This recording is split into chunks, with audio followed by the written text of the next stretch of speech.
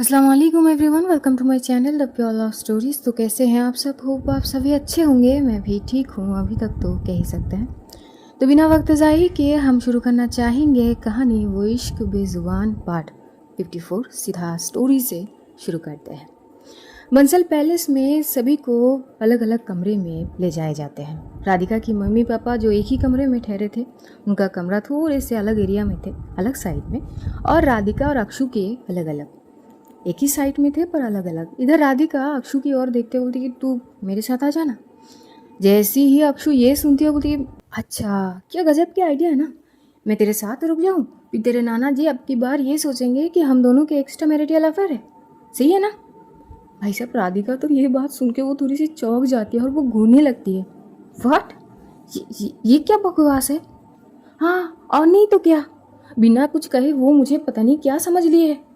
हाँ ठीक है, हम दोनों गहरा रिश्ता है, पर यार उतना भी नहीं है। ओह, अपना नौटंकी बंद करेगी तू? तू मेरे साथ आ रही है मतलब मैं क्यों आऊँ तेरे साथ? हाँ क्यों आऊँ? अक्षु, अपनी ये नौटंकी ना बंद कर। अब मैं बोली ना कि तू मेरे साथ आ रही है, तो ये अक्षु बोलती कि ये गजब की चीज़ है यार, मतलब तुझसे दोस्ती करके तो मतलब क्या ही बोलूँ मैं, हर चीज़ ऐसे डरा धमका के तू करवाती है। दिस इज़ नॉट फेयर यार। हाँ ठीक ठीक है, मतलब तभी राधिका जैसे उसके सामने जाती है। हाँ क्या डरा धमका के क्या? नहीं, मैं क्या कुछ कुछ कुछ नहीं बोल रही हूँ, पर मैं चाह तो रही हूँ। हाँ प्यार से बोल के ना, तेरी दिमाग में जाती नहीं है। हाँ ठीक है, जा रही हूँ। एक तो ज़बरदस्ती उठवा के लाई है यहाँ पे। अच्छा, गोद में उठवा के लाई हूँ तुझे? तू चल के आई ना अपने पैर से। मेरी माँ, मैं तेरे आगे हाथ जोड़ती हूँ, मेरी गलती है, आई एक्सेप्ट। मैं खुद अपनी इन्हीं पैरों से चल के आई हूँ, तू मुझे उठा के नहीं लाई है, मुझसे गलती हो गई। तू बस शांत हो जा। ये जो बीमारी की दौरे पर रहे ना तुझे ऐसे बीच बीच अचानक, वो हम हैंडल नहीं कर सकते। पूरे रास्ते भर जब से आए हैं सुनते ही आए हैं, तू और आंटी के बीच जैसे जंग छिड़ी हुई है कि पता नहीं क्या है। ये जो लड़ाकू बीमारी हो गई है तुझे, पता नहीं कभी भी एक्टिवेट हो जाता है, जिसकी स्विच बटन है ही नहीं। पूरी की पूरी आतंक मची हुई है। राधिका जो उसकी ओर घूरते बोलती कि वेरी फनी। हो गई तेरी या और कुछ बाकी है? नहीं फिलहाल तो हो गई, तो चल कमरे में। अब दोनों कमरे में एंटर करते हैं। दोनों कमरे के बाहर लड़ाई कर रहे थे। एंटर करते ही अक्षु तो भाई साहब, उसकी आंखें तो भाई चमक जाते हैं। कमरा भी क्या कमरा थी। वो बोल पड़ती कि क्या बात है भाई, ये देख के ना पता चले कि हाँ भाई थोड़ा बहुत धाट शाट है अमीरजादों की। ये पेंटिंग देख, मतलब कितनी एंटिक चीज़ है यार, मस्त है। समझ आ रही है। क्या बात है, तेरे मतलब नाना जी भी काफ़ी पैसे वाले हैं लगता है। हाँ है तो सही है, अच्छी बात है। तभी पीछे से वो जो मनोज काका जी है वो आते हैं और वो थोड़ी सी बाहर से बोलते कि मैं अंदर आ सकता हूँ। राधिका पीछे पलट के देखती कि वो काका है। वो बोल पड़ती कि जी जी आइए ना। वो एंटर करते हैं और एंटर करते ही वो चारों ओर एक बार खुद देखते हैं। इधर अक्षु बोलती है ये ऐसे घूर घूर के क्या देख रहा है? राधिका बोलती है मुझे नहीं पता। तभी वो मनोज काका बोलते हैं कि वैसे सब कुछ तो है, आपको और कुछ चाहिए तो नहीं ना बेटा? राधिका बोलती है कि नहीं अंकल, वो और कुछ नहीं चाहिए, वैसे भी सब कुछ है यहाँ पे, और क्या चाहिए होंगी। ठीक है, अगर किसी भी चीज़ की ज़रूरत पड़े ना बेटा तो बस आवाज़ लगा लेना, मैं आ जाऊँगा। जी जी जी ठीक है। अब फ्रेश वगैरह हो लो, फिर नीचे आ जाना, क्योंकि वो सेकंड फ्लोर थे। तो यही होते वो जैसे ही निकलते अक्षु बोलती कि इतनी सारी चीज़ तो है, और क्या चाहिए? हो सकता है फिर भी पूछ लेना, तो इसमें गलत क्या है? हाँ ठीक है। इसके बाद वो दोनों ही फ्रेश वगैरह हो जाते हैं थोड़ी। भाई राधिका के चेहरे तो बस चमक रहे थे, वो बस फ़ोन की ओर देख रही थी, क्योंकि जब माया ने कही थी कि वो कॉल करेगी ज़रूर, तो अब तो वो इंतज़ार भी नहीं कर पा रही थी। बस ये थी कि कब कॉल आए और वो माया से बात करे, वो स्वीटनेस भरी आवाज़ उसे फिर से सुनने को मिलेगी। यही ख्वाहिश में वो जी रही थी। अक्षु जैसे ही फ्रेश होकर आती है, वो दिखती है कि राधिका फ़ोन हाथ में लेके बैठी हुई है और वो समझ जाती है। तू एक काम करना, घुस जा फ़ोन में। ऐसे फ़ोन को देख रही है, निहार रही है कि पता नहीं फ़ोन ना हो, वो खुद माया जी हो। अरे यार, हो जाती तो कितनी अच्छी होती ना। सही है, कंटिन्यू। यही बोलते हुए अक्षु साइड में जाके बैठ जाती है फ़ोन हाथ में लेकर। राधिका की फ़ोन में तभी देविका की कॉल आती है। वो रिसीव करती है, आगे से आवाज़ आती है, गुड इवनिंग भाभी जी, इधर आप वंसल पैलेस जाके हम ही भूल गए। हाँ, माना कि आपकी बंदी ने आपको सही टाइम पे रिस्पॉन्स कर दी थी, लेकिन इसका मतलब ये नहीं कि आप मुझे भूल जाओ। ये तो नाइंसाफ़ी हुई ना भाभी जी। तभी राधिका थोड़ी हंसती बोलती कि नहीं नहीं, ऐसी कोई बात नहीं है। वो दरअसल वो यहाँ पे आई थी, नाना जी से मिली, फिर इन सारी चीज़ों में वो ध्यान थी नहीं। नहीं नहीं, सही है, नहीं है, कोई बात नहीं। आपका वक्त है, अच्छे से एंजॉय कीजिए, आप अपनी नाना जी के साथ वक्त बिताइए। वैसे अब आप टेंशन फ्री है ना? हाँ हाँ, वो हो गई उससे बात। वैसे मुझे तो कुछ और ही पूछनी थी, पर शायद उस वक्त वो बिज़ी थी या वो ज़्यादा बात तो करी नहीं। वैसे वहाँ पर सब ठीक है ना? आपको कुछ पता है वो जिसके लिए गई है वहाँ पर, वो सारी चीज़? जिस पे राधिका की बात सुनते हुए देविका बस इतना बोलती है, मुझे ज़्यादा नहीं पता, लेकिन जैसे ही कुछ पता चलती है मैं बता दूंगी आपको, डोंट वरी। और इतना फिक्र मत कीजिए, वो ठीक होगी, उसे कुछ नहीं होगी। नहीं, पर फिर भी जान की खतरा है, कोई आम सी बात तो है नहीं। जब तक मुझे इंश्योर ना हो कि सारी चीज़ ठीक है, वो खतरा टल चुकी है, तब तक तो घूमती रहेगी दिमाग में। अजी इतना क्या सोचना, इतना मत सोचिए। चलिए ठीक है, मुझे बस आपकी हालचाल पूछनी थी। दोबारा कभी और बात कर लेंगे। अभी फ़िलहाल आप अपनी नाना जी के साथ वक्त बिताइए, मैं फ़िलहाल रखती हूँ। ऐसी होती है, वो कॉल डिस्कनेक्ट होती है। ऐसे ही कुछ वक्त बीत जाते हैं। लगभग 1 घंटे बाद जिस जगह पे अक्षु बैठी हुई थी उसके पास में ही बेड थे, और बेड के ठीक साइड में ही एक टेलीफोन, लैंडलाइन ही थी। और वो जैसे ही बजती है अक्षु थोड़ी सी घबरा जाती है, क्योंकि वो फ़ोन की ओर ध्यान थी, एकदम से जैसे रिंग होते थोड़ी सी घबरा सी जाती है।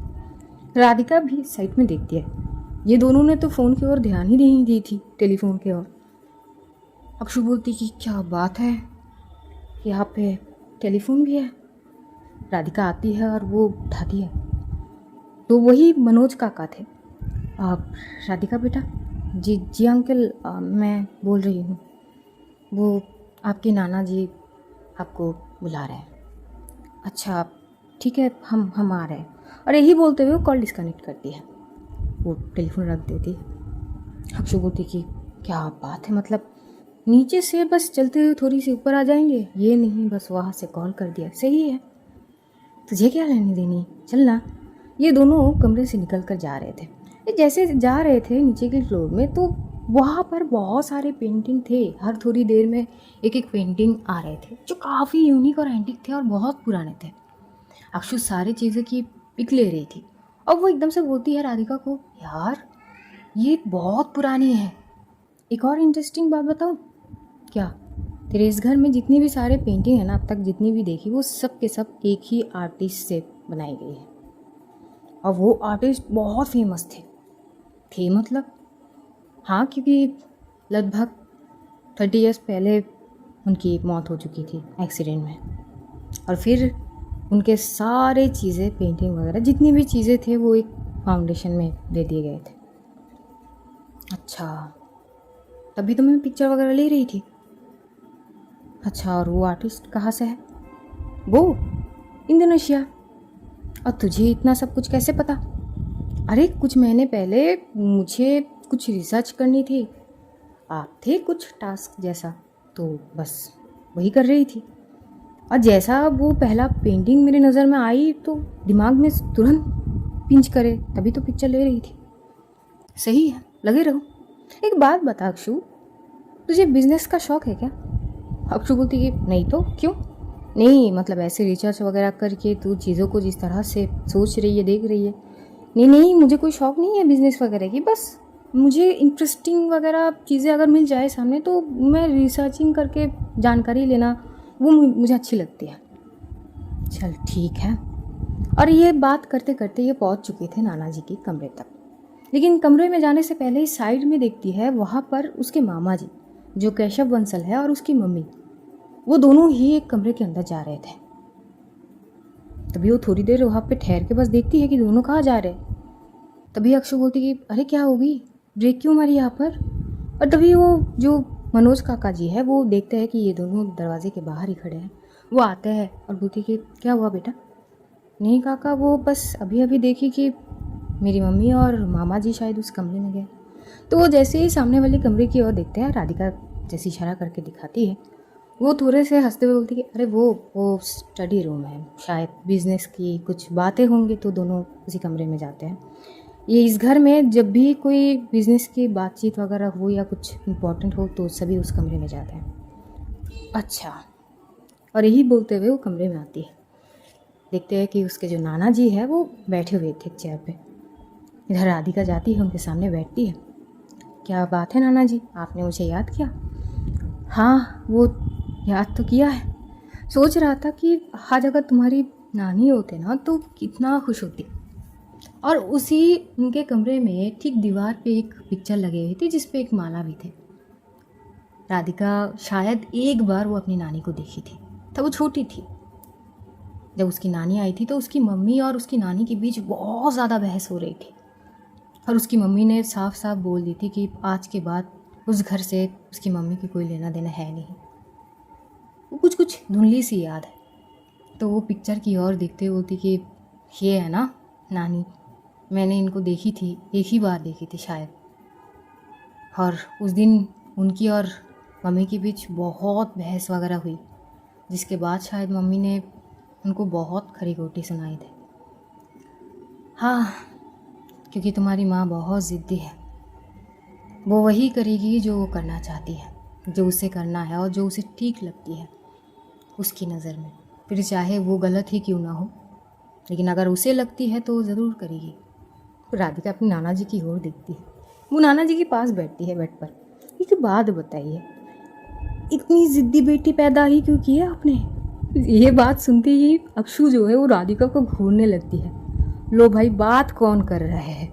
जो खुद इतनी ज़िद्दी है वो अपनी नाना से पूछ रही है कि इतनी ज़िद्दी बेटी को पैदा क्यों की? हद ना हो गई। उसके नाना जी हंसते हुए बोलते कि पर जो भी हो, वो चाहे ज़िद करे या जो भी हो, लेकिन इस घर की शान थी। इस घर की शान और चमक तुम्हारी माँ ही बरकरार रखती थी हमेशा। यहाँ के दीवारें तुम्हारी माँ की आवाज़ से वाकिफ़ है बहुत अच्छे से। एक एक कोना तुम्हारी माँ की याद के साथ जुड़े हैं। तुम्हारी नानी, तुम्हारी माँ, हर कोना कोना यहाँ पे यादें छलकते हैं बस। राधिका थोड़ी चुप थी। तभी राधिका एकदम से पूछती है, तो फिर नाना जी, बरसों पहले ऐसा क्या बात हो गई जिससे नाराज़गी इतनी बढ़ गई कि मम्मी दूर हो गई यहाँ से, और आपने भी कभी बुलाए नहीं थे? जैसे ये बात वो उसके नाना जी सुनते वो थोड़ी सी चुप हो जाते हैं। तभी राधिका फिर कुछ बोलने लगेगी, लेकिन वो जो मनोज काका थे वो रोक देते हैं। आप बेटा कुछ और बात करो, क्योंकि भाई साहब को पुरानी चीज़ें याद ना दिलाई जाए, ये डॉक्टर की सलाह थे, स्पेशली जिस चीज़ पे हमें ज़्यादा ध्यान देने हैं। तो राधिका चुप हो जाती है। वो एकदम से बोलती कि अच्छा, वो मुझे पता नहीं थी, सॉरी। तभी उस कमरे में उसके पापा भी आते हैं। उसके पापा को उसके नाना जी देखते हैं, बोलते कि अरे आओ आओ, ये बताओ कि तुम्हारे घर वाले कैसे हैं, सब ठीक है? राधिका के पापा थोड़ी सी पास में बैठते हुए बोलते हैं कि वो पापा फ़िलहाल तो बस मैं और भाई है, मम्मी पापा तो चले गए बहुत पहले ही, अब बस हम दोनों ही हैं। भाई जो है वो अलग से अपने परिवार के साथ रहते हैं, उनकी एक बेटी है। अच्छा अच्छा, अच्छी बात है। और तुम्हारा बिजनेस वगैरह सब ठीक चल रहा है ना? ऐसी ही नॉर्मली बात होता है। अब बढ़ते हैं माया की ओर। इन न्यूयॉर्क टाइम लगभग दोपहर की 1:30 बज रहे थे। माया अब भी लैपटॉप में बैठी हुई थी। हाँ, वो बीच में उठ के फ्रेश वगैरह होके थोड़ी सी जूस पी थी और उसके बाद बस उसकी नज़र लैपटॉप में ही थी। तभी एक कमरे में नॉक नॉक होती है। वो धीमी सी आवाज़ में बोलती है कि कमी। सोनल अंदर आती है। सोनल थोड़ी देर के लिए सो गई थी देविका से बात वगैरह करके, और वो उठ के फ्रेश वगैरह होके वो फिर आई है। तो जब वो आती है वो देखती है माया अब भी वैसी ही बैठी है। मैम, वो आपके लिए लंच ऑर्डर कर लूँ? नहीं, इसकी ज़रूरत नहीं है। आप सोनल कुछ देर खड़ी रहती है और उसे लगती है कि शायद माया कुछ ज़्यादा ही बिजी है कुछ चीज़ों में, तो वो डिस्टर्ब नहीं करना चाहती थी, तो वो वहाँ से निकलने लगती है। लेकिन उससे पहले ही माया बोल पड़ती है, ऑफिस से घर आती होगी, यहाँ से तुम्हें ऑफिस जानी है, वहाँ की चीज़ें देखो और मुझे अपडेट करना, और वहाँ से तुम्हें सीधा घर जानी है। अब सोनल थोड़ी शॉक होती है, क्योंकि माया का यहाँ पे पूरा सेटअप है बिजनेस के, घर भी है, तो फिर अगर सब कुछ है तो वो होटल में क्यों उठी पहले? ये एक सवाल थे जो सवाल ही रहते, क्योंकि वो पूछ नहीं सकती है माया से। वो बस बोलती है कि हाँ श्योर मैम, मैं जाती हूँ, और यही बोलते हुए सोनल वहाँ से चली जाती है। थोड़ी देर बाद सोनल अपने कमरे में जाके अपनी सारी चीज़ लगेज वगैरह लेके और वो वहाँ से निकल जाती है। कार आए हुए थे, कार में बैठ के वो उसकी ऑफिस तक चली जाती है। लगभग आधे घंटे की डिस्टेंस थी वहाँ पर। जैसे वो ऑफिस पहुँचती है, ऑफिस सब कुछ नॉर्मली थी जैसे पहले थे, बल्कि वहाँ के स्टाफ वगैरह सब शॉक थे, क्योंकि किसी को नहीं पता थे कि ये सोनल आएगी। सबको ये पता थी कि सोनल वहाँ का मैनेजर है और माया का पीए। तो सबको बस ये लगती है कि शायद सोनल वहाँ पे गई है, माया नहीं आई है। वो बस अब वहाँ पे बैठी हुई सारी चीज़ देख रही थी। इधर माया, अब 2 बज रहे थे, अब भी वो लैपटॉप में नजर आए बैठी थी। पता नहीं किस चीज़ की इंतज़ार थी वो। तभी ठीक 5 मिनट बाद उसके लैपटॉप में एक नोटिफिकेशन कुछ एकदम से आता है। वो उस पर क्लिक करती है और कुछ तो वो देखती है, और कुछ देखने के बाद वो अपना फ़ोन ऑन करती है। फ़ोन जो वो पूरी नेटवर्क को डाउन करके रखी थी। ऑन करने के बाद वो किसी से 2 मिनट बात करती है। ओके, सी यू देयर, और यही बोलते हुए वो कॉल डिस्कनेक्ट कर देती है। उसके बाद वो लैपटॉप को बंद करती है, अच्छे से तैयार होती है, वही अपनी थोड़ी सी सीरियस लुक के साथ वो वहाँ से निकल जाती है। लेकिन वो चेकआउट नहीं करती है। वो वहाँ से निकलती है, अपनी कार में बैठती है और ड्राइव करने लगती है। ठीक आधे घंटे के बाद वो एक जगह पर जाके पहुँचती है। वो एक बहुत बड़ी सी ऑफिस के सामने जाती है। उसके जाते ही, उसके कार को देखते ही वहाँ के गेट ओपन अपने आप ही हो जाता है। वो अंदर जाती है, पार्किंग साइड में कार को पार्क करती है। भागते हुए एक इंसान आता है और एकदम से सैल्यूट करता है, hello ma'am, nice to meet. वो कुछ नहीं बोलती, बस सर को हिलाती है थोड़ी सी। उसके बाद वो लिफ्ट में चढ़ती है। लगभग 16वीं मंजिल थी वो, और उसके बाद बस ऊपर की ओर बढ़ रही थी। इधर इंडिया टाइम लगभग 11 बज रहे थे। राधिका अपनी नाना के साथ बात करते करते कब इतनी देर हो चुकी थी किसी को ख्याल ही नहीं थे। मनोज काका बाहर से आते हैं, डिनर वगैरह सब कुछ तैयार थे खाने के टेबल पर। वो आते ही बोलते हैं कि भाई साहब, आप पोती को पाकर आप सब कुछ भूल गए, 11 बज रहे हैं, आपको खाना खाना है, दवाई भी है। तो सब वहाँ से उठते हैं। राधिका, अक्षु, उसके पापा पहले से जाके ये लोग टेबल पे बैठते हैं। उसके दादाजी थोड़ी देर बाद आएंगे ये बोलकर कि तुम लोग जाओ, मैं आता हूँ। वहाँ पर उसकी मम्मी और मामा जी भी आकर बैठे थे। दोनों माँ बेटी एक दूसरे के आमने सामने बैठे थे। उसकी मम्मी जैसी उसको देखती है ऐसे घूरने लगती है। वैसे भी राधिका ने जिस तरह से अपनी शादी की बात करी, उस चीज़ से वो ज़्यादा खुश तो थी नहीं। वो अलग थी, गुस्सा थी उनके। और अभी तक राधिका के नाना जी टेबल पर आए नहीं थे। तो वो एकदम से बोलती है, मिल गई तुम्हें शांति? हाँ, ये सब बोल के अगर डैडी को कुछ हो जाते ना। तभी राधिका एकदम से बोलती है, कम से कम वो आपकी जैसे सोच तो नहीं रखते। एक बात बताइए, सचमुच कि वो आप ही के पापा है ना? आई मीन आप उनके बेटी ही हो ना, सगी? ओ भाई साहब, जैसी वो ये पूछती है सब राधिका की ओर घूरने लगते हैं। बस उसके मामा जी तो शॉक थे। उसकी मम्मी बोलती कि क्या मतलब है तुम्हारी? अक्षु वो एकदम से राधिका की साड़ी की वो खींच रही थी पल्लू कि क्या बोल रही है, तू पागल हो गई है क्या? हाँ, क्यों जगा रही है उनको? वो चुप है, शांत है, तुझे रास नहीं आ रही है क्या? चुप करना तू। हाँ, तो मेरी मतलब तो यही है, सिंपल। आपकी सोच और नाना दी की सोच में तो ज़मीन आसमान की फ़र्क है। तो उसी से बोल रही हूँ। आई मीन आप उनकी सगी बेटी ही हो ना। उसके मामा जी ये उम्मीद तो नहीं करे थे राधिका से इस सवाल का। वो बस जैसे तैसे सिचुएशन को संभलने के लिए बोल देते हैं कि अरे बेटा, ऐसे कौन सवाल करते हैं, ऑब्वियस सी बात है, अरे नहीं नहीं मामा जी, मैं तो बस सिंपल ही पूछ रही थी क्योंकि ज़मीन आसमान की फ़र्क है ना सोच में। एक काम करिए ना मिस सपना बंसल, नाना जी के साथ थोड़ा सा बैठ के उनकी चीज़ें समझने की कोशिश करिए, थोड़ी बहुत ज्ञान उनसे ले लीजिए। सोच विचार शायद कुछ थोड़ी हद तक आप में आ जाए और थोड़ी सी बदलाव हो जाए। वो भाई साहब, राधिका की मम्मी को इतनी गुस्सा आती है, वो बस अपनी मुट्ठी को कस के पकड़ी हुई थी। वो नहीं एकदम से यहाँ पे बरसना चाहती थी।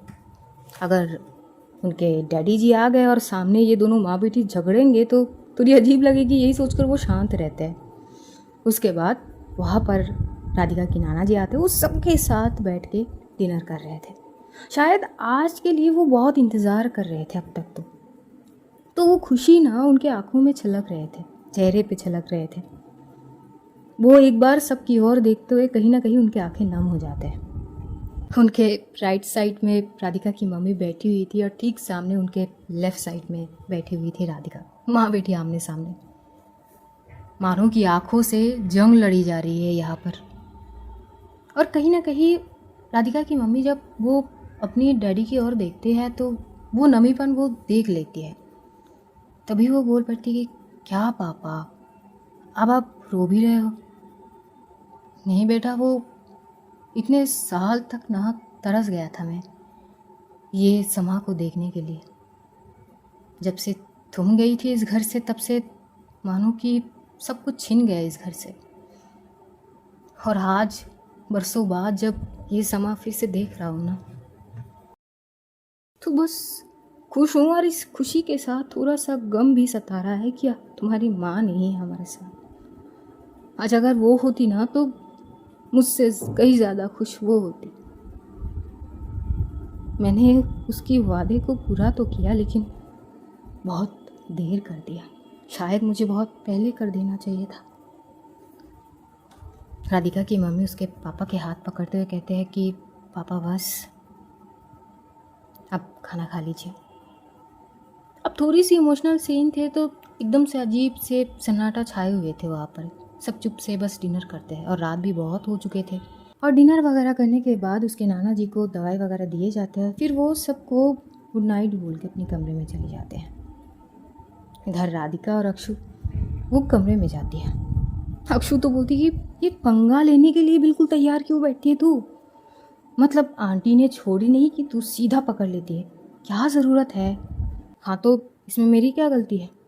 मैं तो चुप से बैठी ही थी, वो ही आके शुरू हो गई थी। मेरी माँ ऐसे नहीं करते ना। कितने दिन के लिए है यहाँ पे? उसके बाद तो जब माया जी आएंगे तुझे लेके जाएंगी ना तो बस बात ख़त्म। जितने दिन के लिए है थोड़ा शांति से रहे ना। अक्षु अगर ज्ञान देनी है ना तो उसकी मुझे ज़रूरत नहीं है। खाना पीना हो गई और चुप से जाके सो जा बेड पे। अच्छा और तू क्या करेगी? तू क्या करेगी बोल? मैं भांगड़ा करूँगी यहाँ पे? यार अरे इतना गुस्सा क्यों है तू?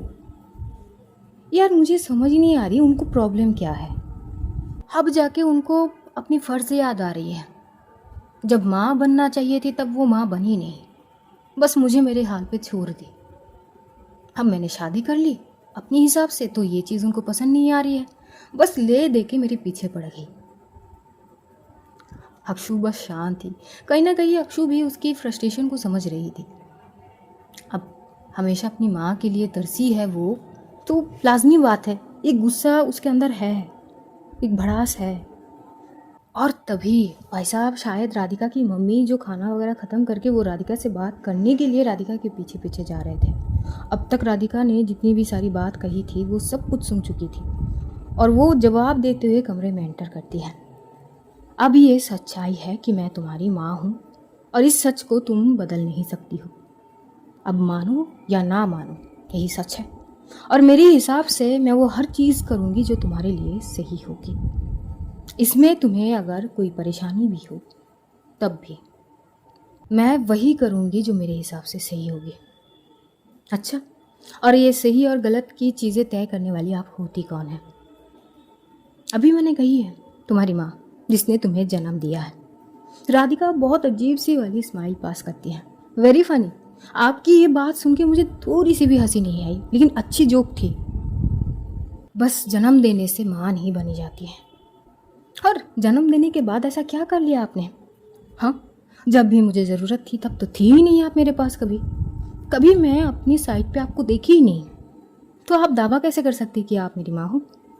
हाँ, और मेरी ज़िंदगी को अपने हिसाब से तो नहीं चला सकती आप मुझे कंट्रोल नहीं कर सकती है, और ना ही मुझे अपने हिसाब से चला सकती हो मिस सपना बंसल। अपने मतलब से मतलब रखिए, और मुझसे और मेरी ज़िंदगी से दूर रखिए आप, और ख़ास करके माया से। उससे जितना दूर रहेंगी आप, आपके लिए उतनी ही बेहतर है। अगर आपको इसे वार्निंग समझनी है तो आप समझ सकती है, बेहतर होगी आपके लिए। और ये मत सोच लीजिएगा कि नाना जी के सामने मैं चुप बैठूंगी। अगर उनकी बेटी को उनकी सेहत का चीज़ की ध्यान नहीं हो तो मुझे भी नहीं होगी। बात अगर मुझ पे आएगी तो पलटवार ज़रूर होगी, याद रखिए। भाई साहब, उनको इतनी मिर्ची लगती है इस बात पे, और वो राधिका के सामने आते हुए बोलती कि मुझे यकीन नहीं हो रही है मेरी बेटी होने के बावजूद तुम इतनी भरम में कैसे हो सकती हो। अच्छा, तो आपकी गलतफहमी है ये, और आपकी गलतफहमी का सलूशन मेरे पास नहीं है। एक बात याद रखना, इतना जो प्यार उभर रही है ना माया के लिए, ये बस भरम है। और जिस दिन तुम्हारी ये भरम टूटेगी ना, उस दिन मैं तुम्हारे सामने होंगी। तुम्हें पछतावा होगी हर एक चीज़ के लिए जो तुमने नकारी है मेरी, और मुझे बेसब्री से बस उस दिन के इंतज़ार है। अच्छा, तो करिए इंतज़ार, और मैं भी तो इंतज़ार ही कर रही हूँ आपकी ये घमंड टूटने की। कब आपकी ये घमंड टूटेगी और आपको सही दिशा नज़र आएगी। क्या पता वो दिशा दिखाने वाली और कोई नहीं, मेरी माया ही हो। भाई ये बात सुन के वो और ज़्यादा चिढ़ जाती है। अक्षु मनी मन बस प्रार्थना कर रही थी कि भगवान कुछ हो, बस ये माँ बेटी की ये बीच का जो जंग है इसको शांत करा दो बस। अब हैंडल नहीं हो रही है यार, हर बार बस मौका मिलते नहीं कि ये दोनों शुरू हो जाता है। वो एक बार आके राधिका को रोकने की कोशिश करती है कि यार बस कर, लेकिन राधिका वो रुकने वाले में से थी क्या। तभी उसके मामा जी आते हैं, और आते ही बोलते कि अरे बस करो तुम दोनों, दी क्या हो गई आपको, तुम देख रहे हो इसकी बातें, ये क्या बोल रही है। ये भूल चुकी है कि मैं इसकी माँ हूँ, मैंने इसको जन्म दिया है, जैसे कि मैं इसकी बुरा चाहती हूँ। मैंने आज तक जो भी किया बस इसी के लिए किया। वो अपनी ये बकवास ना मत करिए मिस सपना बंसल, मेरे सामने तो मत ही करिए कि आपने जो किया वो मेरे लिए किया। मैं बोल बोल के थक चुकी हूँ। आज तक आपने जितनी भी चीज़ें की है ना, वो केवल खुद के लिए किया है, अपनी मन की तसल्ली के लिए। जो आपके हिसाब से सही लगी आपने वो किया बस, और अपनी चीज़ें औरों पे मत थोपिए आप। तभी राधिका के पापा भी आते हैं, और वो भी बोलते कि बेटा शांत हो जाओ, चिल्लाओ मत, मत भूलो कि कहाँ पर है हम। और सपना तुम, क्या मैं, आप तो बात मत ही करिए। मेरे बोलने के बावजूद आपने वो हर चीज़ बताई इसको जो आपको नहीं बताने थे। वो आपकी सबसे बड़ी गलती थी, जिसके लिए मैं आपको माफ़ नहीं करने वाली। और तुम, जिस माया की तुम इतनी बड़ी बड़ी बात मुझे सुना रही हो ना, बस बहुत जल्द उस माया की सच्चाई तुम्हारे सामने होगी। फिर उस दिन देखूंगी तुम्हारी ये बड़ी बड़ी बातें कहाँ जाती हैं। तब समझ आएंगे कि कौन कितने पानी में है। यही बोलते हुए वो वहाँ से चली जाती है। तभी राधिका के पापा भी राधिका की ओर देखते हुए बोल पड़ते हैं, क्या है बेटा ये सब, हाँ? क्या छोटी छोटी चीज़ों में ऐसे बच्चों की तरह झगड़ते रहते हो? बेटा इतनी भी ना समझ ना बनो, इतना तो देख लो कि हम कहाँ पर ठहरे हैं। अच्छा पापा, बड़ी जल्दी सुर बदल लिया आपने। कभी अपनी बीवी को ऐसे समझाए हो? कभी उनसे तो नहीं बात करे जाते आपसे? पापा प्यार में इतने अंधे भी नहीं बनना चाहिए कि गलत को गलत नहीं बोल पाए आप मुझे समझाने से पहले क्यों ना एक बार उनको समझा लो। मैं बोली थी क्या? शुरू मैंने करी थी? मैं तो कुछ नहीं बोल रही थी, मैं चुप से बैठी थी, वही आके मुझे सुनाने लगी। फिर भी तो मैं वहाँ पे बोल के डिनर करके यहाँ पे चली आई ना, वो आई पीछे पीछे आके सुनाने लगी।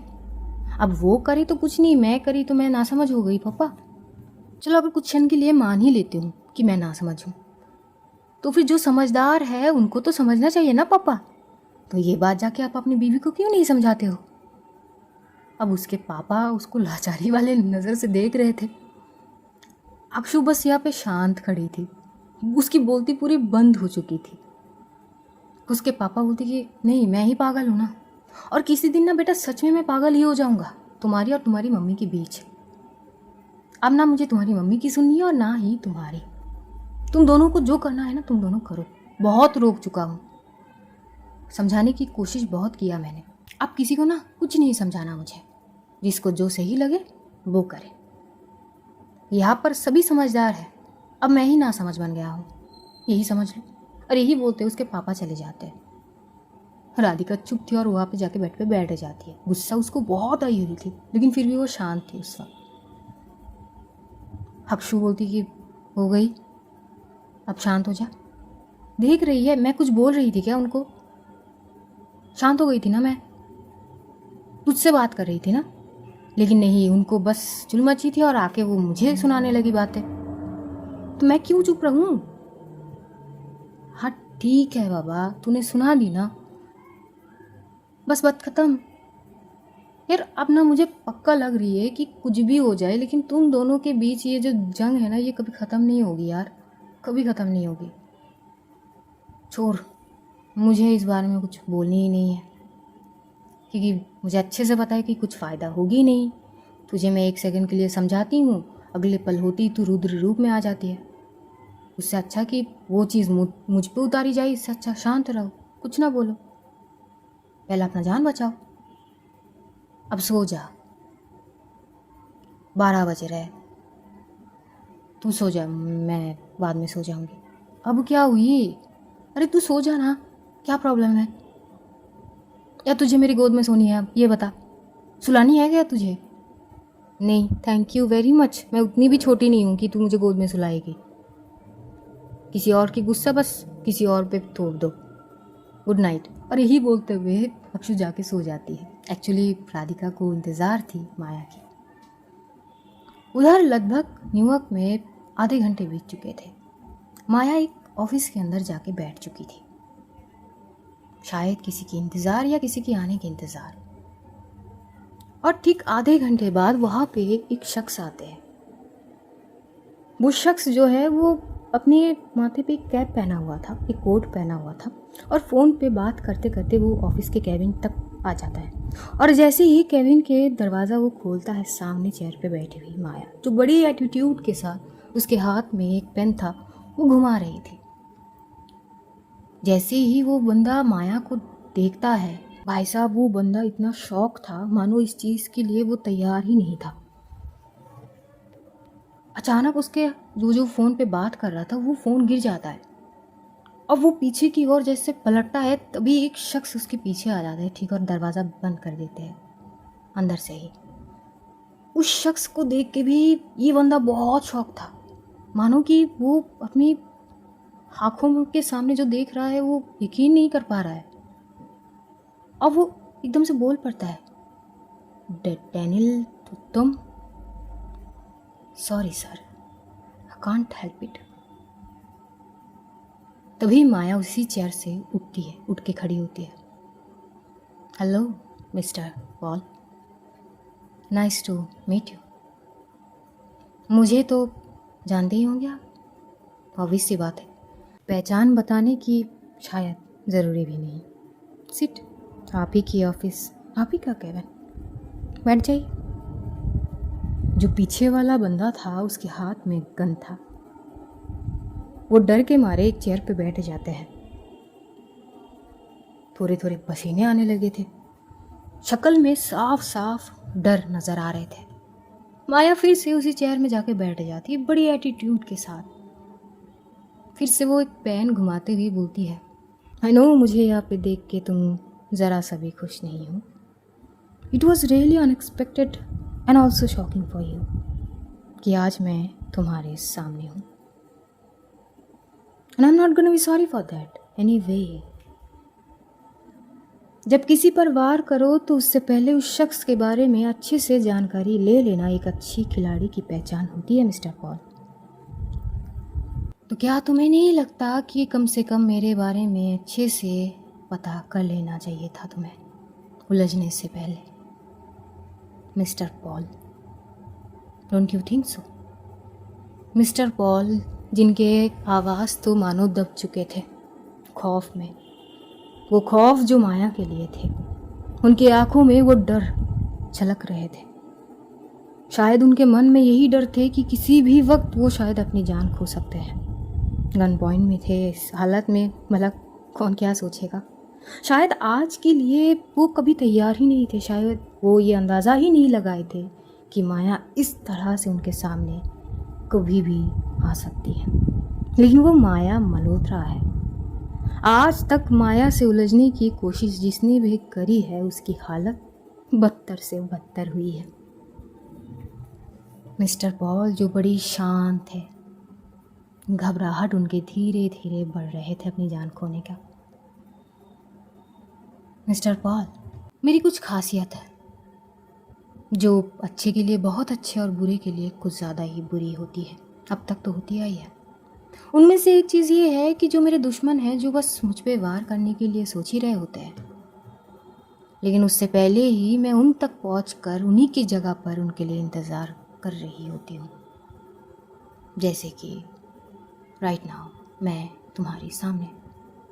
भाई साहब, मिस्टर पॉल की जो हालत होता है, वो कांपते हुए आवाज़ में बोल पड़ते हैं कि क्या क्या चाहिए आपको मुझसे? मुझे मुझे क्या क्या करना होंगे? माया बस सिंपली बता देती है, गुड। सीधा पॉइंट की बात करने वाले लोग मुझे पसंद है, इसमें वक्त बच जाते हैं। So mister Paul, I need answer. कैसा आंसर? आंसर डैनियल, जिसको तुमने भेजा था मुझे मारने के लिए, वाई? और उस चीज़ से तुम्हें क्या मिलेगा मुझे मार के? ये सुनने के बाद मिस्टर पॉल चुप हो जाता है। इधर जो पीछे वो शख्स था, वो एक प्रोफेशनल शूटर था। उसका नाम था डैनियल, जो मिस्टर पॉल को गन पॉइंट करके रखा था। वो शख्स चिल्ला के बोल पड़ता है, tell her why you hire me. जैसे ही वो शख्स ऐसे बोल पड़ता है, मिस्टर पॉल खुद शॉक था कि ये जो उन्होंने हायर करे हैं माया के लिए, ये माया की तरफ है कि उनके तरफ। अब लाजमी बात है, अगर उनके माथे पर ऐसे गन पॉइंट करके रखा है तो वो माया की तरफ है, लेकिन ये कैसे हुआ? बस यही वो सोच रहे थे। आगे माया बोल पड़ती है, मुझे इंतज़ार करना पसंद नहीं है। So mister Paul, you have to answer me right now. देखिए, मारने का इंटेंशन नहीं है। मैंने इसको हायर किया है, पर वो मारने के लिए नहीं। माया आगे बोल पड़ती है, आई नो दैट। जिसे सुनते हुए मिस्टर पॉल माया की ओर घूरते हुए एकटक देख रहे थे। माया आगे फिर बोल पड़ती है, सवाल अब भी वही है, तुमने इसे हायर क्यों किया? तुमने इसे हायर किया लेकिन मुझे मारने के लिए नहीं। मुझ पर गोली तो चलाएगा पर मुझे मारेगा नहीं, गोली बस शोल्डर तक। आखिर ये प्लान किस लिए है, वही मुझे जाननी है। और तुम्हारे पास वक्त बहुत कम है, जितनी जल्दी तुम बताओगे उतनी ही बेहतर है तुम्हारे लिए। देखिए मैम, मैंने बस वही करा जो मुझे बोला गया है। यहाँ पे बस आप पर गोली चलाने की बात हुई थी। मैंने डैनियल को हायर इसीलिए किया है कि कोई गलती की गुंजाइश नहीं कर सकता हूँ इसमें, और डैनियल इस काम में प्रोफेशनल है। उससे बेहतर ये काम और कोई नहीं कर सकता था। तो मैंने बस उसको ये बोलकर भेजा था आपके लिए कि बस गोली चलाना है, और गोली लगेगी लेकिन वो मारने के लिए नहीं, बस जख्म के लिए, कि एटलीस्ट इंजरी होगी बस। Well, nice plan. अगर मुझे नहीं मारनी थी तो किसे मारनी थी? Because there was a plan, और मुझ पर गोली चलना शायद वो पहली स्टेप थी उस प्लान की। Still there have a second step, what was that? Mister Paul, जो भाई साहब इतना डर चुके थे कि वो पूरी की पूरी पॉज हो जाते हैं। उनको समझ नहीं आ रहे थे कि माया ये चीज़ कैसे समझ ली या उसे किसी ने बताई, लेकिन ये बात उनके अलावा कोई नहीं जानते थे, तो इतनी आगे की वो कैसे सोच ली है। वो बस उसी सोच में थे कि तभी माया की आवाज़ उनके कान में आते हैं। मिस्टर पॉल, क्या तुम्हें नहीं लग रही है कि तुम कुछ ज़्यादा ही वक्त ले रहे हो? तुम्हें देने के लिए मेरे पास उतनी वक्त है नहीं। You need to hurry up. तभी मिस्टर पॉल जो है वो बोल पड़ते कि प्लीज़ मुझे वो बोलने का मौका दो। श्योर, चल मैं, मुझे नहीं मारने थे तो आखिर किसे मारना था? वो मैम, वो mister Paul, don't waste my time. Radhika Vardhan को। वो भाई साहब, ये बात सुनने के बाद माया थोड़ी सी चुप सी हो जाती है। तभी मिस्टर पॉल जो माया की ओर देखते हैं। देखिए मैम, मैं बोल रहा था कि आपको मारने का कोई इंटेंशन था ही नहीं, ना ही ऐसा कोई सोच था। मुझे बस बोला गया था कि एक प्रोफेशनल शूटर हायर करो, जहाँ पर साफ साफ ये बोले गए थे कि ध्यान रखना है कि गलती हो ही ना, गलती की गुंजाइश है ही नहीं। तो मैंने डैनियल को हायर किया। उसने आज तक कोई गलती नहीं किया, उसका रैंक बहुत अच्छा है। तो मैंने उसको कहा कि वो गली जाए, और सबसे पहला काम तो यही था कि वो आप पर गोली चलाए। और ये कंफर्म होने के बाद कि आप पर गोली लग चुके हैं और आप सेफ हो, उसके बाद ही डैनियल को वो काम दिया जाता, राधिका वर्धन को मारने का। लेकिन उससे पहले ही डैनियल यहाँ पे आ चुका था, घबराते हुए, भागते हुए कि आपने उसको देख लिए थे, पकड़ लिए थे। माया ये बात सुन रही थी, वो शांत थी। पता नहीं अपने आप ही उसकी मुट्ठी कंच जाती है बड़ी मजबूती से। नाव आखिरी सवाल, वो शख्स कौन है जो तुमसे ये सारी चीज़ करवा रहे हैं? मैम आई स्वेयर मैम, मुझे नहीं पता है कि वो कौन है। मैं बस छोटा मोटा काम करता रहता हूँ ऐसे, बस किसी को डराना धमकाना, यही काम है मेरा। मेरे पास बस मेल आए थे, मेल आए, मुझसे बहुत सारे बात किए और आपके बहुत सारे डिटेल्स भेजे गए मेरे पास। मैम आप चाहे तो मैं आपको भेज सकता हूँ, मैं आपको अभी दिखा सकता हूँ वो मेल वगैरह सारी चीज़ें। It's not need. मैम मेरा यकीन कीजिए, आपके सारे डिटेल्स मेरे पास आ रहे थे मेल के दौरान, आपके लोकेशन, आपके एरिया, हर एक चीज़ का।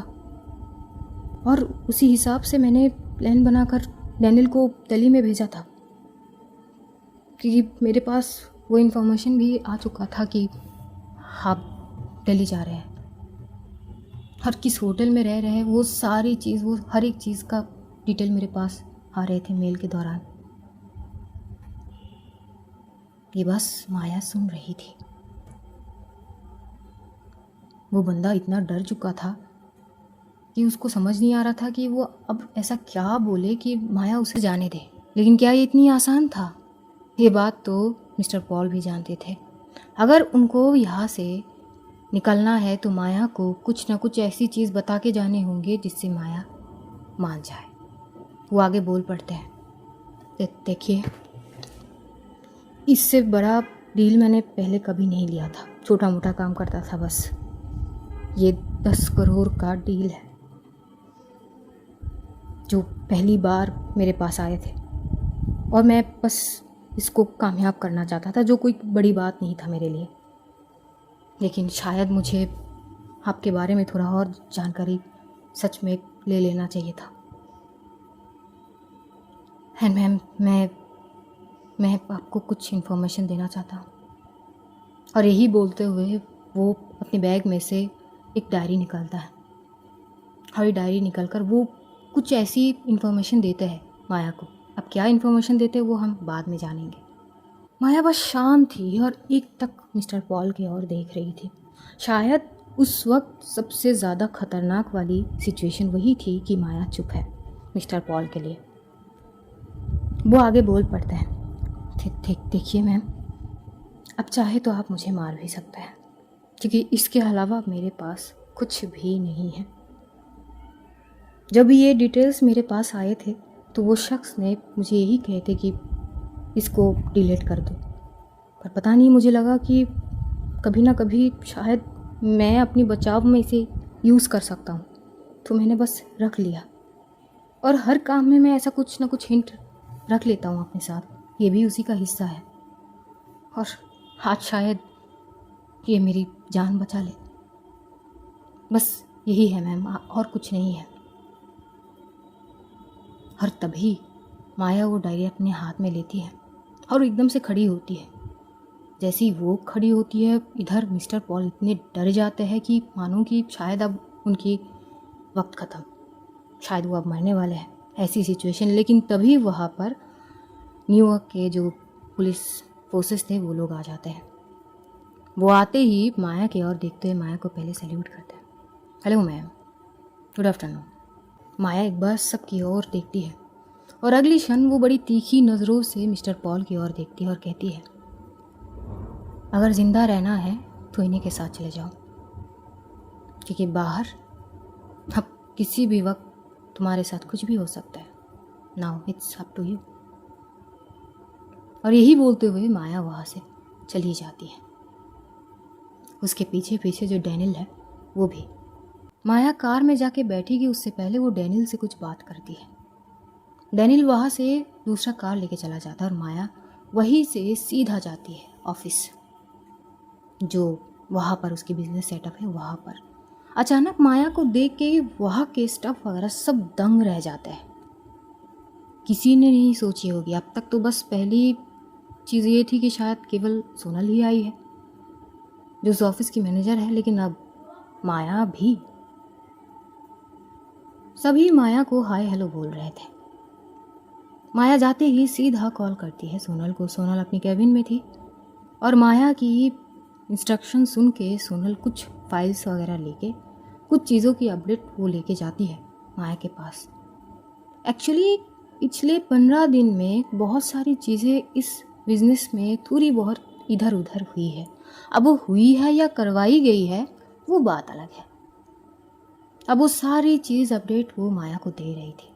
माया बस धीरे धीरे सब कुछ वहाँ पे बैठकर देख रही थी और कहीं ना कहीं उसके दिमाग में और भी बहुत सारी चीज़ें चल रहे थे। अब देखते देखते 3:30 बज रहे थे दोपहर के। जैसे ही वो सारी चीज़ देख लेती है, वो सोनल को कुछ चीज़ें ठीक करने के लिए कहती है और फिर वो वहाँ से निकल जाती है। वो ड्राइव करते हुए वापस वो उसी होटल में आती है जहाँ पर वो ठहरी हुई थी। वो होटल में आती है, अच्छे से फ्रेश होती है, उसके बाद वो खुद के लिए लंच ऑर्डर करती है थोड़ी सी, और फिर वो चेंज वगैरह करके वो लैपटॉप लेके बैठ जाती है। वो डायरी निकालती है जिसमें कुछ इन्फॉर्मेशन थी और वो डायरी की चीज़ें हूबहू शायद वो अपनी उस लैपटॉप में जो कर रही थी वहाँ पर वो कुछ करती है, और जैसी करती है उसे कुछ तो मिलती है जिससे उसकी आंखें थोड़ी सी बड़ी सी हो जाती है।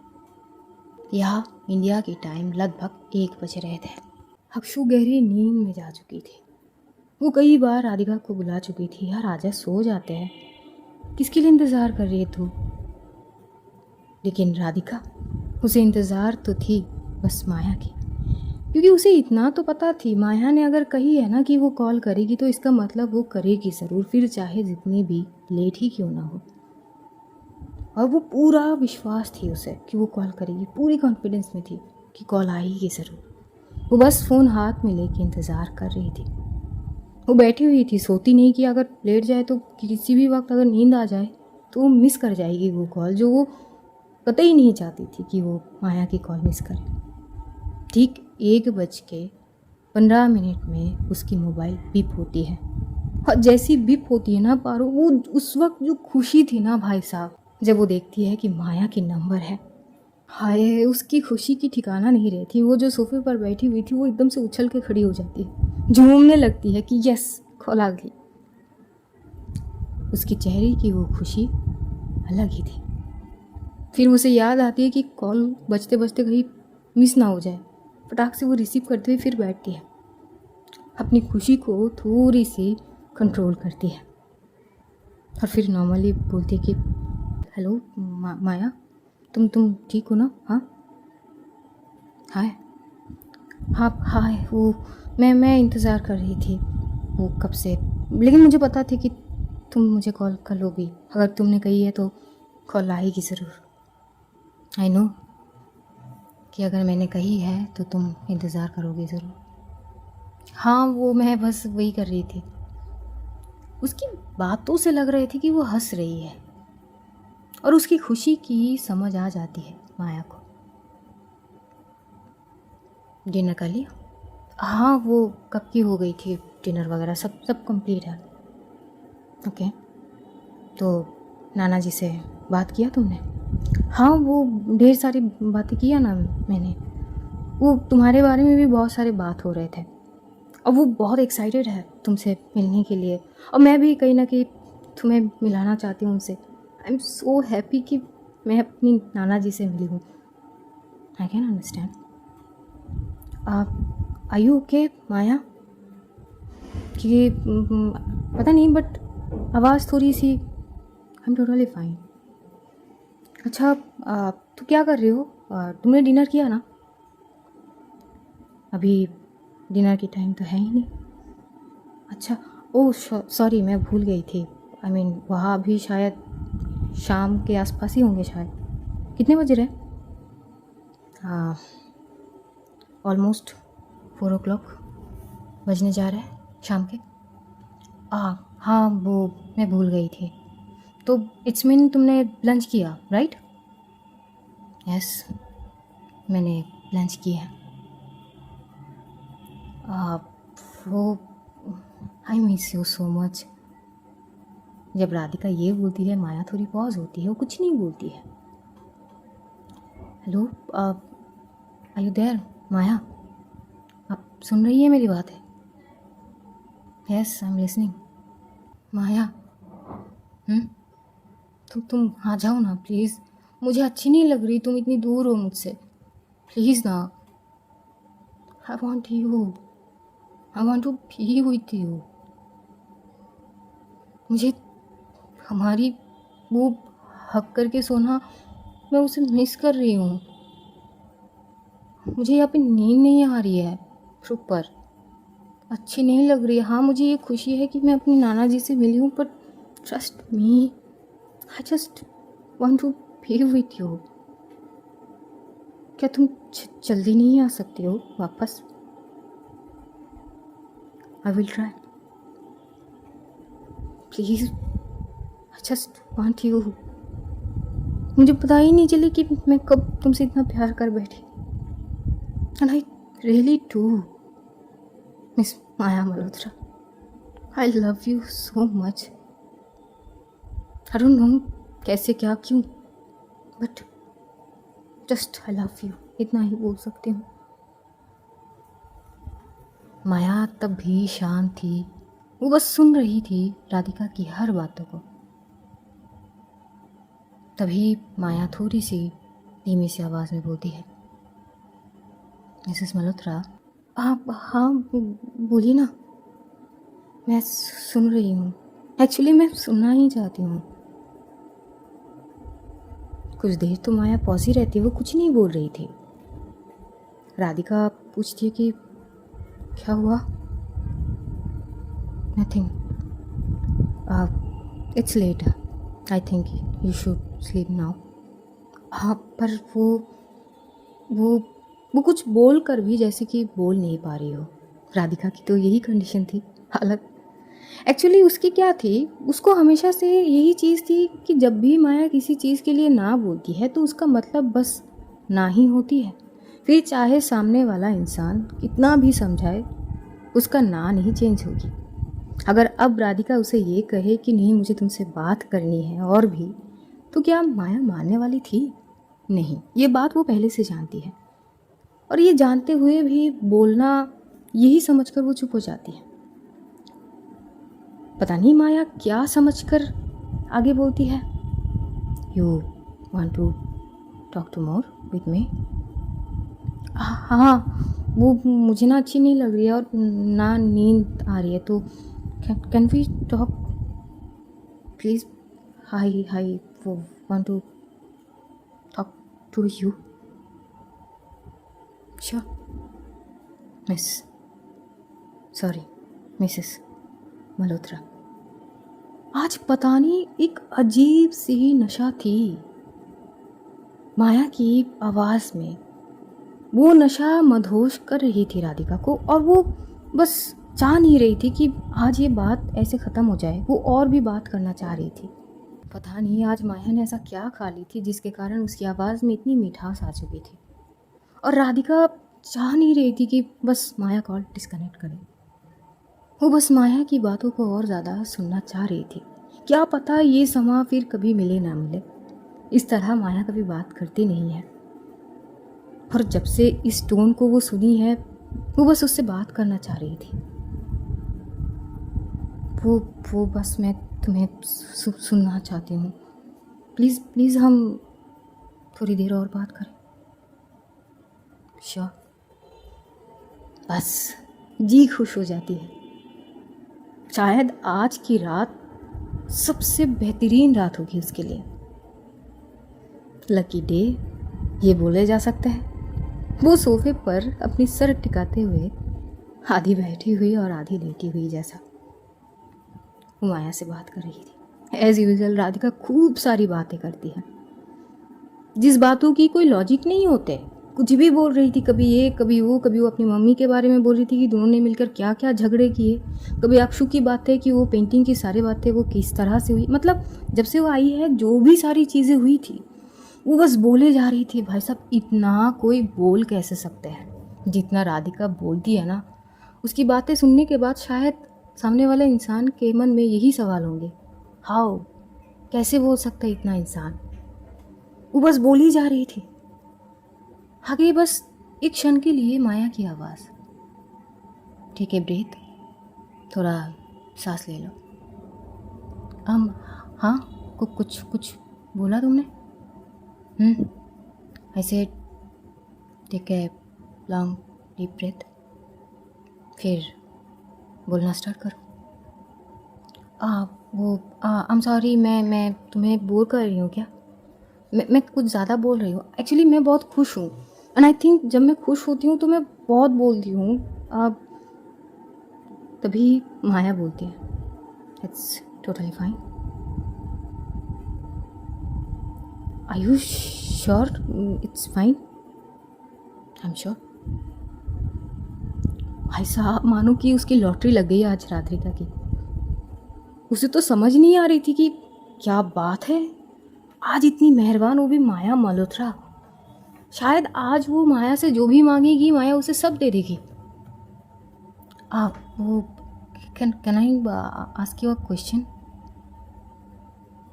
माया थोड़ी सी पॉज रहकर बोलती है कि नो यू कांट। ये सुनते हुए राधिका थोड़ी चुप सी हो जाती है, मुट्ठी को कंचती हुई बोलती है, वेरी स्मार्ट। तुम्हें अच्छे से पता है ना कि मैं क्या पूछूंगी तुमसे। फिर माया कुछ ना बोलकर बस इतना बोलती है, I know I am smart. तभी राधिका कुछ बोलती नहीं है। एक्चुअली शायद उसे ही पहले से पता थी कि माया कुछ बोलेगी नहीं उसे। पता नहीं कुछ देर दोनों ही बहुत चुप से थे। अजीब से सन्नाटा छाए हुए थे। ऐसा मानो कि खामोशी शायद अब बात कर रहे थे एक दूसरे से। देखते देखते अब रात के 2 बज चुके थे इंडिया के टाइम। अब राधिका को धीरे धीरे नींद आने लगती है, लेकिन फिर भी मानो कि वो जिद पकड़ ली है कि आज वो सोएगी नहीं। लेकिन उसकी आवाज़ में वो नींद छलक रही थी। आगे माया धीमी सी आवाज़ में बोलती है, Mrs Malhotra, will you like to sleep now? But I want you. I know. Close your eyes. वो अपनी आंखों को बंद करती है और बंद करते ही आंखों में पता नहीं वो सो जाती है। कुछ तो कह रही थी माया जो वो चुप पर समझ नहीं पाती है नींद के आगोश में। उसके सोने के 10 मिनट तक वो लाइन थी, माया कॉल में थी और 10 मिनट बाद वो कॉल डिस्कनेक्ट होती है। लेकिन इस 10 मिनट के दौरान जो बात हुई, जो भी माया ने कही, वो बातें क्या हुई राधिका को कुछ भी याद नहीं। माया ने कुछ कही भी है, ये भी एक सवाल थी। इधर सुबह होते ही राधिका एकदम से उठती है, वो भी क्योंकि अक्षु एकदम से उसकी शोल्डर पे टैप करती है। वो घबरा के उठती है। अक्षु बोल पड़ती है, इतना बड़ा बेड था, कमरे में एसी थे, सब कुछ थे, और तू वहाँ पूरा जगह छोड़ के तू यहाँ पे कर क्या रही थी? हाँ, अरे तभी वो फ़ोन की ओर देखती है, लेकिन कॉल तो थे ही नहीं। लेकिन जब वो टाइमिंग चेक करती है तो देखती है जब वो सो गई थी, आंखें बंद कर रही थी, तब तक भी उसे ध्यान थी कि वो कब आंखें बंद कर रही थी, और उसके बावजूद भी 10 मिनट वो कॉल थी। अब वो बस ये सोच रही थी कि कॉल में क्या बोली है। अक्षु एकदम से उसके सर पे थोड़ी सी मारती है, वो पागल मजनू की औलाद। मतलब ये रात में दिन में मतलब हर समय सपने देखने का क्या मतलब होता है? अरे नहीं, वो कॉल करी थी माया ने। हाँ ठीक है, मैं समझ गई, चला फ्रेश हो जा, कॉल आ चुके हैं। पता है कितने बज रहे हैं? कितने बज रहे हैं? 10 बज रहे हैं सुबह के। ब्रेकफास्ट के लिए बुलाए जा रहे हैं और मैं तुझे कब से बुला रही हूँ, तू उठ नहीं रही है। तो जल्दी जल्दी जाती है, फ्रेश वगैरह होती है, बिल्कुल तैयार होके फिर से अक्षु के साथ वो आ जाती है खाने की टेबल पर, जहाँ पर ऑलरेडी सब इंतज़ार कर रहे थे। ओ भाई साहब, राधिका की मम्मी की जो लुक थी ना, इतनी ख़तरनाक थी कि मानो जैसे कि कच्चा खा जाएगी वो राधिका को। और वो लुक राधिका को कतई पसंद नहीं आती है, और वो ध्यान भी नहीं देती कि उसके पीछे ही उसके नाना जी खड़े थे। वो बस बैठने जाएगी, उससे पहले ही वो बोलती है, मिस सपना बंसल, क्या प्रॉब्लम है आपकी? आप घूर तो ऐसे रही है जैसे आप खा जाएंगी मुझे। हाँ, वैसे भी उठ के कुछ करनी तो है नहीं, काम वगैरह करने के लिए यहाँ पे स्टफ़ वगैरह रखे हुए हैं, खाना भी बना लेते हैं शेफ़ वगैरह। हम उठ के करेंगे क्या? बस आएंगे, ब्रेकफास्ट करेंगे, नाना जी से बात करेंगे, यही तो काम है ना। बस मैं अपने हिसाब से उठी हूँ, लेकिन आप ऐसे देख रहे हैं जैसे कि मैंने किसी का कत्ल कर दिया हो सारे यहाँ। मतलब क्या प्रॉब्लम क्या है आपकी? अगर मुझसे प्रॉब्लम है तो आप बोलिए, आप अपने खाना खाइए, मैं अपने हिसाब से खा लूँगी जब मेरी मन होगी तो। भाई साहब, राधिका की मम्मी बोलती कि जस्ट शट अप, मैंने तुम्हें कुछ कही नहीं कही ना, तो तुम ऐसे चिल्ला क्यों रही हो यहाँ पर? ये तुम्हारा घर नहीं है। ओके फाइन, आप ही के घर है, आपको ही मुबारक, लेकिन आपको ये चाहिए कि आपके घर में रह के आपके हिसाब से मेरी चीज़ें होगी तो सॉरी मिस सपना बंसल, ऐसा तो होगी नहीं। इधर एकदम से जो राधिका की मम्मी है वो राधिका के पापा की ओर देखते हुए बोलती कि देख लीजिए, ऐसे ज़बान चला रही है, पिछले आधे घंटे से यहाँ पे बैठी हुई हूँ, मुझे देर हो रही है, ऑफिस जानी है, लेकिन इस लड़की को रत्ती भर भी परवाह ही नहीं है, अंदाज़ा ही नहीं है, वक्त की कोई कदर नहीं है इसको। तभी राधिका बोलती है, एक्सक्यूज़ मी, वक्त की कदर ना हर किसी को होती है, मुझे भी है, ऐसा नहीं है कि मुझे नहीं है, बस मैं थोड़ी लेट उठी हूँ, बात बस इतनी सी है। अगर आप प्यार से पूछती मैं भी प्यार से बता देती, लेकिन आप तो ऐसे देख रहे हैं कि पता नहीं मैंने क्या ही गलती कर ली हो। और अगर एक दिन आधे घंटे लेट भी हो गई तो हो गई, कौन सी बड़ी बात है। लेकिन मुझे लगती है कि मेरी नींद आपकी वो ऑफिस के काम से ज़्यादा इम्पॉर्टेंट है मेरे लिए। ये बात सुनते ही पीछे से ही राधिका के जो नाना जी थे वो ज़ोर से हंस पड़ते हैं। एक्चुअली राधिका की मम्मी ने भी ध्यान नहीं दी थी, वो देख के थोड़ी सी चौंक जाती है कि पापा यहाँ पे है। राधिका भी थोड़ी शॉक हो जाती है, वो बोलती कि नाना जी क्या बात है सपना बेटा, ये तो पूरी की पूरी तुम्हारी जिरोक्स कॉपी है, मुझे तुम्हारे पुराने दिन याद आ गए, बिल्कुल वैसे ही तुम झगड़ती थी मुझसे, याद है तुम्हें? राधिका की मम्मी तो चुप हो जाती, वो कुछ नहीं बोलती। राधिका घूरते हुए एक बार अपनी मम्मी की ओर देखती है और फिर नाना जी की ओर देखते हुए बोलती कि हैं ऐसा? हाँ, और बिल्कुल आज जिस वजह से तुम लड़ रही हो ना, बिल्कुल वैसी ही तुम्हारी मॉम मुझसे लड़ती थी, बल्कि मुझसे ही नहीं तुम्हारी नानी से भी। उसके आगे हम कुछ बोल ही नहीं पाते थे बेटा। तुम्हारी माँ की ज़ुबान ऐसे चलते थे जैसे कि केची केची की जैसे चलते थे। तभी राधिका बस बोलती कि अच्छा सही है फिर तो, और वो चुप से अपनी नाना जी के बगल में बैठ जाती है।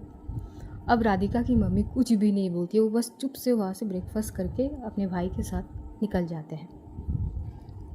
इधर राधिका के पापा वो राधिका की मम्मी को बोलते कि मुझे भी तो ऑफिस जाने थे ना, लेकिन वो मना कर देते हैं कि आप रुक जाइए, मुझे आपकी बेटी पर रत्ती भर भी भरोसा नहीं है, तो प्लीज़ अपनी बेटी का ध्यान रख लीजिए, कम से कम कुछ ऐसी चीज़ ना करे जिससे डैडी को कोई प्रॉब्लम हो। और यही बोलते वो चले जाते हैं। लेकिन आज कुछ थे वहाँ पर, जैसे कि उसके नाना जी ये बोलते हैं कि इतने साल बाद जब उनके बेटी घर पे वापस आए तो उसी खुशी में पार्टी रखे जाएंगे घर पे, यही बात हो रहे थे। और ये सारी बात होने के बाद उसकी मम्मी चली जाती है।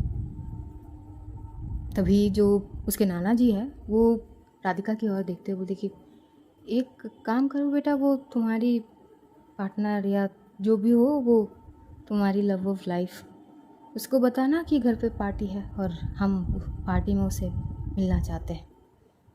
अब पार्टी एक दिन बाद थे और ये कैसे मुमकिन हो सकती है, क्योंकि माया जहाँ है वो एक हफ्ते के पहले तो नहीं आएगी, माया पहले ही बोल चुकी है। वो बहुत समझाती है अपने नाना जी को कि वो बाहर है, वो नहीं आ सकते। बाद में उसके नाना जी भी समझ जाते हैं, वो ज़्यादा ज़ोर नहीं करता है। इधर राधिका वो अक्षु ये दोनों बातचीत कर रहे थे। इधर राधिका बोलती कि ज़ारा और इकबाल को बुला लेते हैं पार्टी में। हाँ अच्छी बात है, देविका जी भी आ जाएंगी। तभी एकदम से अक्षु बोलने लगती है, अच्छा वो मैं, तभी वो बोलने से पहले ही राधिका फटाक से बोलती है, खबरदार अगर तूने ये कहने की कोशिश करी कि कृष्णा को बुलाऊंगी कि नहीं, मुझे नहीं चाहिए वो बंदा यहाँ पर। अक्षु ज़ोर से हंस पड़ती है, वाह क्या बात है, इतना डर, सही है, पहली बार मुझे राधिका की डर पसंद आई, वेरी फनी। मैं कोई डरती वरती नहीं हूँ। ऐसा है तो फिर बुला लेती हूँ ना, क्या प्रॉब्लम है। फाइन, अगर तुझे बुलानी है बुला ले, चल कॉल कर। Are you sure? मैं कॉल कर लूँगी, कर ले। अक्षु भी एकदम से वो फ़ोन निकाल के वो कॉल करती है कृष्णा को। वो भाई साहब कृष्णा फ़ोन रिसीव करते बरस पड़ता है। तू कैसी सिस्टर है पहले ये बता, मैं यहाँ पे किस लिए आया था, तू बता किस लिए आया था, तेरे पास ही आया था ना, तू मुझे ऐसे छोड़ के चली गई। हाँ बहन नाम की कलंक तू, चुप रह, बकवास। तुझे यहाँ रह के भी मेरे खून ही पीने हैं, तो अपने खून को बचाने के लिए मुझे तो भागने ही थे ना। वेरी फनी, मैं तेरा खून थोड़ी ना पीता हूँ, इतना भी हालत ख़राब नहीं हुआ है कि तेरा खून पीऊँ। वाह सही है, अब बता कॉल क्यों किया है। वो इसीलिए क्योंकि मैं राधिका के साथ उसके नाना जी के यहाँ पे आई हूँ, तो परसों यहाँ पे एक पार्टी है, तो तू आ जा। कृष्णा जैसे ही सुनता है कि राधिका के वहाँ, वो फटाक से बोलता है कि नहीं वो मैं बिज़ी हूँ। अरे कहाँ बिज़ी है तू, तू तो घर पे ही है, तू तो कल शाम को ही आ गया था, मैं मम्मी से बात करी थी। नहीं फिर भी मैं बिज़ी हूँ, मैं परसों जाने वाला हूँ। कहाँ पर जाने वाला है? अब हर बात तुझे थोड़ी ना बताऊँगा, बट मुझे ऐसे पार्टी वगैरह में नहीं जाना है। अच्छा सच सच बता। यार देख अक्षु, और वो कृष्णा को नहीं पता था कि लाउड स्पीकर में है। ये देख तेरी पहली गलती, तूने ये नहीं बताया कि तेरी जो ये फ्रेंड है इसकी शादी एक लड़की से हुई है और एक आफत से हुई है। बोल लड़की नहीं, पता नहीं क्या है, पता मुझे ऐसा लग रहा है कि वो लड़की बस उसकी शक्ल से है, अंदर से वो लड़का ही है। ये बात सुन के भाई साहब अक्षु को जो हंसी आती है, वो बस अपनी हंसी को कंट्रोल करके रखती है। तो मुझे मरना थोड़ी है, मुझे नहीं जाना। फिर मैं पता नहीं मस्ती मस्ती में थोड़ी बहुत चीज़ें हो गया तो पता नहीं वो क्या करेगी मेरी, तो मुझे नहीं जाना बस। इधर राधिका फटाक से फ़ोन लेते बोलती कि एक्सक्यूज़ मी, तुम ये समझो कि तुम किसके बारे में बात कर रहे हो। हाउ डेयर यू कि तुम माया के बारे में ऐसे भी बोल सकते हो। हाँ इधर जैसे ही कृष्णा राधिका की आवाज़ सुनता है वो फटाक से कॉल डिस्कनेक्ट कर देते। अक्षु ज़ोर ज़ोर से हंस पड़ती है। राधिका बस उसके शोल्डर पे मारने लगती है। तो आज कहानी हम यहीं पर समाप्त करते हैं। तो आप आगे जानेंगे कि आगे इस कहानी में कौन सा मोड़ आते हैं। आखिरकार ये है कौन जो राधिका वर्धन को मारना चाहता है, क्यों, और फिर निशाने में माया को क्यों रखे हैं। ये बहुत बड़ा सवाल थे। क्या इसका खुलासा होगी, जानेंगे आगे। तब तक अपना ध्यान रखिए, अपनों का ध्यान रखिए, ढेर सारा प्यार बांटिए, खुश रहिए, खुशियाँ बांटिए। Love you all guys, see you soon. बहुत जल्द फिर मुलाकात होगी। तब तक के लिए खुदा हाफिज़, टाटा, बाय बाय।